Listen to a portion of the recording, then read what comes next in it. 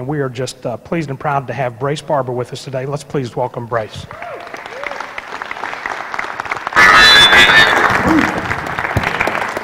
Thank you very much, Greg. I appreciate it.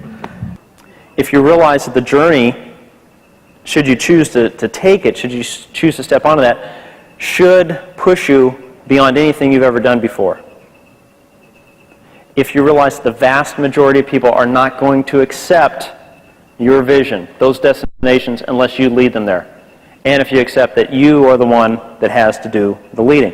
There's not anybody that can abdicate their leadership responsibility. Everybody has to pull their load and more. You have to want to compete. You have to want to compete and win. And so what I'm suggesting is that on your way, on this journey, you put yourself into the fight. You set goals that are going to challenge yourself and your teams, and you can assume somewhere along the way you're going to want to quit. You know, in my mind, it's at that point of decision where success lies, where victory lies. No excuse is one of the 4 responses we had at West Point. From the very first time we arrived at West Point, we're still high school kids, we're in our civilian clothes, and we're at the beginning of this process of where they turn us from civilian high school kids into potential military officers, leaders. And an upperclassman standing there, starts uniform, and he points to us and he tells us where to stand, and we march up there and we stand there at whatever our high school minds believe is the position of attention. And he explained to us immediately, he says, if you're addressed by an officer or an upperclassman, you have 4 responses. Yes, sir, no, excuse, sir, I do not understand. How audacious of West Point to take these 1,440 students, the top of the high school. They're telling us we've got all this potential. We're just brilliant, we're intellectuals, and they narrow our universe of words down to 12.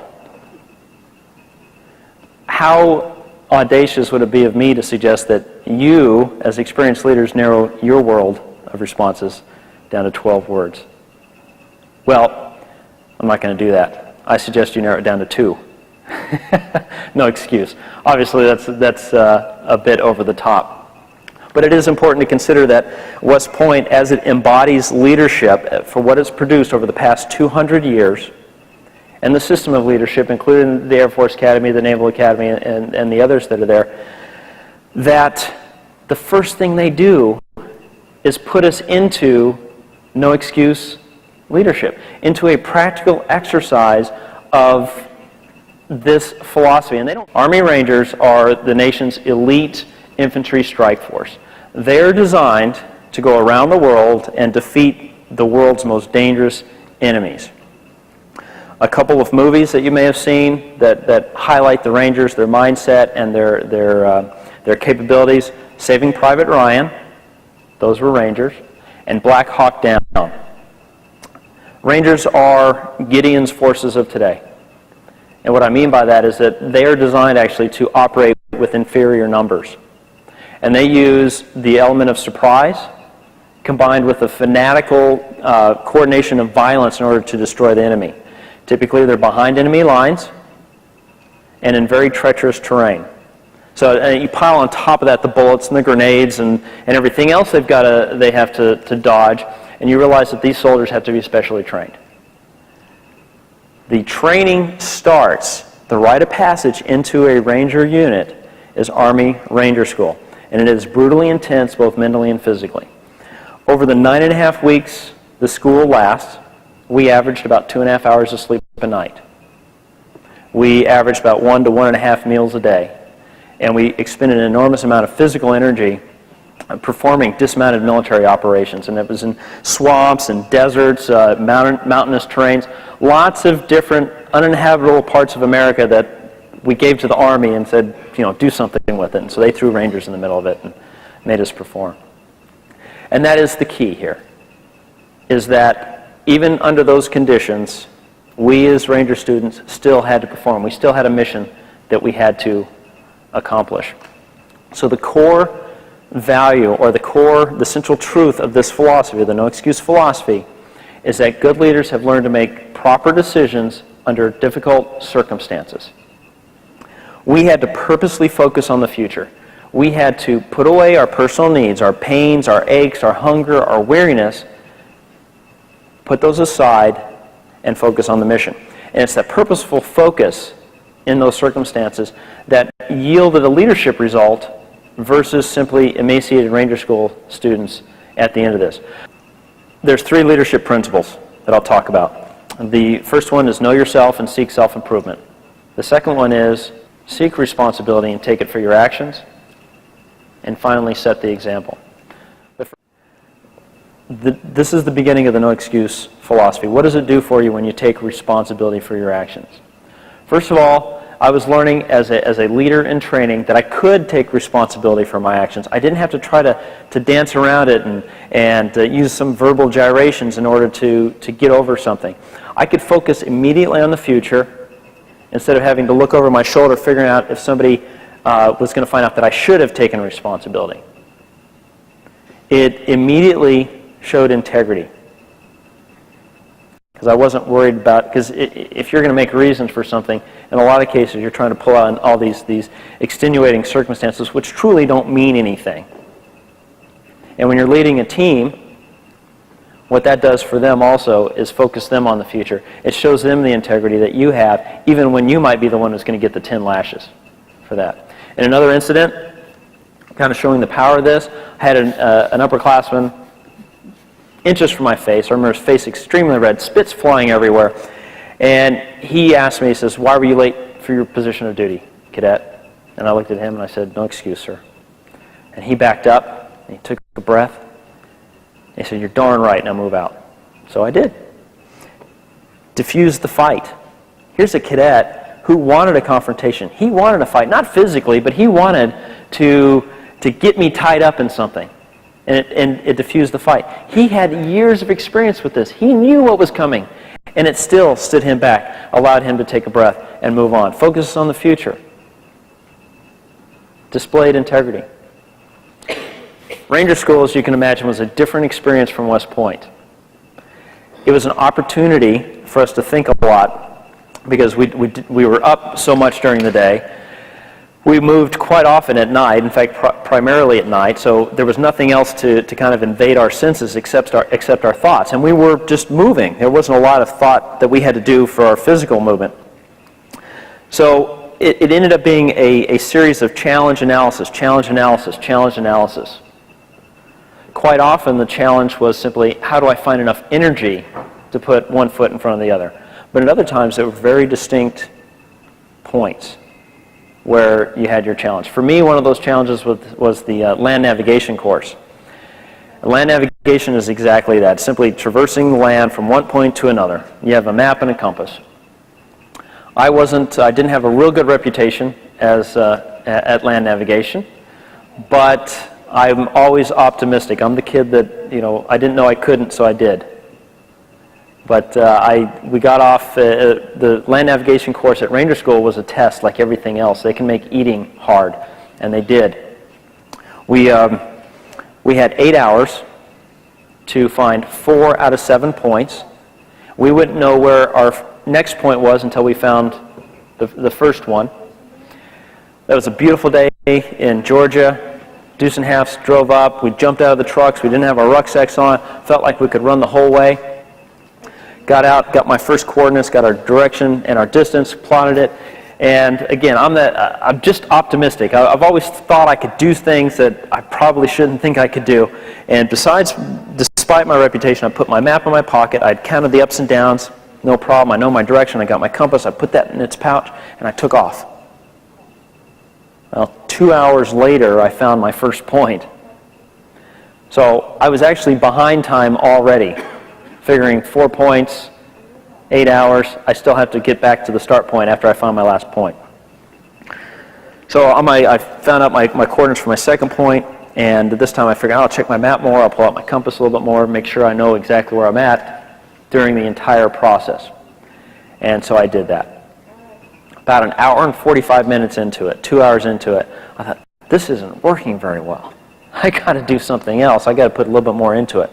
So I started, keeping my map in my hand, and I left my compass out, and it's on a safety course. So it's bouncing off my leg, and I'm running because I'm going to make it to that next point. So I found my second point. got my coordinates to my next point, my third point, and I took off. And I got my map, I got my compasses out, and it's bouncing up against my leg. Just having a great old day. I figure I'm making up time because I'm pretty confident of this one. And I got to a point, it looked like every other point in the forest, because it's November in Georgia. And I pulled up my map and I pulled up my compass, but there was no compass. I had the empty end of a lanyard, of a string. And I was praying as I looked around at the 6 inches of brown leaves, looking for that compass that's painted so it blends in with the leaves to begin with, hoping somehow I hadn't punted that thing, a mile back. Well, as you can imagine, I didn't find that compass. So I'm standing there, I've got a decision to make. Ranger School, where energy is everything. You can almost feel the calories going into your body as you're eating your food. Okay, we simply ate to survive. I could give up then, go back to the start point. I've got perfectly legitimate reasons to do that. They might call me a dummy and all these other things. That's fine, but I'm not wasting another 4 hours of energy trying to find these last 2 points when I really don't even have a chance to do that. And again, legitimate reasons. Or, I know the sun sets in the west. I know the north. I know roughly where I'm at. I know where my next point is. And that's what I chose to do. Actually, at that, kind of like a lot of you, when you're faced with a challenge, there's something that kind of rises up in you. And I said, I'm going to do this, or at least I'm going to give it my best shot. And that's what I did. So I kind of plotted my course. I put on my leather gloves. I put on safety goggles, which are just that. They're construction safety goggles. Clear, nothing like, but to protect my eyes, because I no longer had time to go around things that were mucky or tough. I had to go right through them. And in Georgia, those tough areas are called, and those obstacles are wait a minute vines. Do we have anybody from Georgia here? Okay, so you're probably familiar with that stuff if you've gone out fishing. They're nasty. Well, the optimistic part of this whole thing was that, fortunately, I wasn't there during the summer when it was green and everything was flexible, and living. I could actually break some of these. If I had gone through during the summer, my body'd still be out there. Would have never been found, even today. But I put on my gloves, I took off, went through these things. I found my third point. Go figure. I plotted my fourth point and I took off. The nice thing was that it was uphill. There weren't a lot of these wait a minute vines that were hanging around. So I took off and I got to the point where I was supposed to be. This is where they had it. The point was supposed to be here and it was not around. And I was mad because those ranger instructors had given me the wrong coordinates. That's typical too, isn't it? You get one of those binds and you blame somebody else for it. What I started doing is I started going around in larger and larger circles until I heard some voices.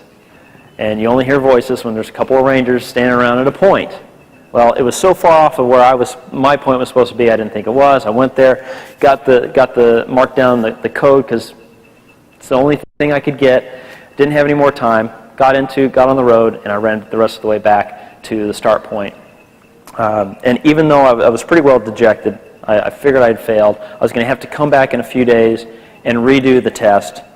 By the way, that was during a very short recess that we got from Ranger School to go out and get some food and some equipment. And I was going to have to redo it.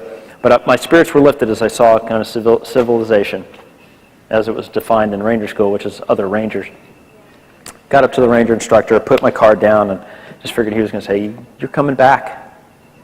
But he didn't. He marked through my card. He said, "You got to go, Ranger. Go grab yourself some rest before we take off," which wasn't that long.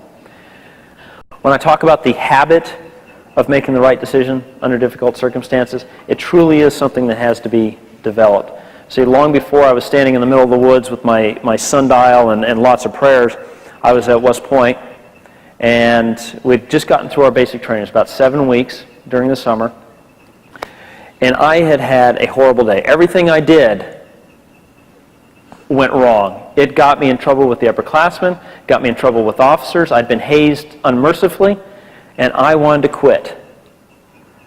And I don't know why I remember the pool incident specifically, except that there's 100 of my classmates standing around. We're all pale and goose pimply, and we've got these Speedo swim trunks on, okay, the kind that should have been outlawed long, long ago. So it was a pretty ugly scene. But I remember I went up to a guy, I didn't know any of the people there really, but it was our diagnostic swim test. I went up to him and I said, West Point's horrible, isn't it? And I'm expecting some kind of a connection here to be made. He says, man, I'm excited. And he continues on with this optimistic answer. And I was frustrated. I'm like, what's this guy's problem? Here I am. I want to quit. I want somebody to validate my feelings. So he wasn't doing it for me. So I looked at another guy. I'm looking around. Who's a quitter? That guy looks like a quitter. So I moved over to him. I was a little bit more coy this time. I said, what do you think about West Point? And he came back with some optimistic answer too. He goes, man, isn't it great to be done with basic training and we're getting ready to go into the academic year? I was shut down. I was a quitter who got shut down. Nobody was going to agree with me. Nobody was going to validate my feelings. Nobody was going to make me feel okay about myself because I was going to quit. And I think there was some divine intervention there. I don't know. But I learned a lot about quitters that day. I learned a lot about myself that day. Things that have been reinforced over lots of time and lots of experiences. And certainly I deal with them differently now. But I know quitters make excuses. Quitters rationalize. Quitters look for somebody else to validate their feelings so that they don't feel bad about themselves. I believe that when excuses are made, in a lot of cases, reasons and rationalizations, that is some level of quitting. That's somebody saying to you as a boss, I can't do this for whatever reason. Time, money, people, equipment, what is it? And you know what? When they do that, they don't want to get it back. They want you to handle it. In fact, if you listen to me, people are going to think you're idealistic, you're naive, and you're a glutton for punishment. I also believe they're going to look at you and think that you're honest, you're dedicated, and hardworking. And the fact is when times are tough, people want somebody that is idealistic. They want somebody who's naive enough to believe they can get the job done. They want somebody who's a glutton enough to do the work without excuses until the job gets done. I think as a characteristic, selflessness is the one that's most difficult to gain a habit of. And the reason is because we are all selfish beasts by nature. This is my opinion. We are self-protective. We are selfish. We look to our needs first, especially when times are tough. In that truth, in that knowledge, is the key, is the secret. I don't know if you guys have the note paper that I provided, but the secret is that your employees are selfish also.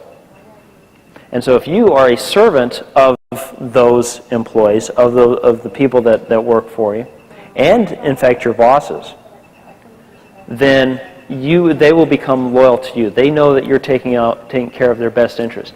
And don't get me wrong, being selfish or serving their selfish needs does not mean giving them more time off. It doesn't mean paying them more money. It does not mean giving them more benefits. It doesn't mean some of the whitewash. What it means is that you're demonstrating these characteristics. You're demonstrating the honesty and the perseverance and the confidence.